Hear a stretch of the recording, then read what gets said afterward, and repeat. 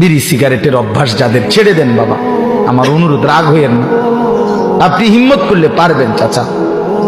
বিড়ি সিগারেট আগুন, আগুন কোনো মানুষের প্রিয় হইতে পারে না। 2 নাম্বার, না ঠিক কইও না, রাখো। বিড়ি সিগারেট দুর্গন্ধ, দুর্গন্ধ কোনো সুস্থ স্বাভাবিক পেশাব পায়খানার দুর্গন্ধ কোনো স্বাভাবিক মানুষের প্রিয় হইতে পারে না। ঠিক বিড়ি সিগারেটও দুর্গন্ধ, দুর্গন্ধ কোনো মানুষের, স্বাভাবিক মানুষের কাছে পছন্দনীয় হইতে পারে না। এটা আপনার অসুস্থতা, আপনার এটা অসুস্থতা, আপনার মানসিক বিকৃতি এটা।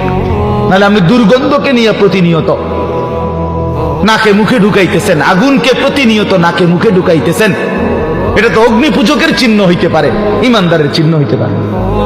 আর আমার একটা কথা শেষ, চাচারা রাগ হইয়েন না, আপনাদেরকে বলি, 60 বছর 70 বছর 50 বছর যারা বিড়ি সিগারেট খাইয়া খাইয়া জীবন শেষ করলেন, আচ্ছা কবরে যাওয়ার পরে যদি ফেরেশতা বলে, মনে করেন একটা চিন্তা করেন না, কবরের ফেরেশতা যদি বলে চাচা আপনারে আমি দেখছি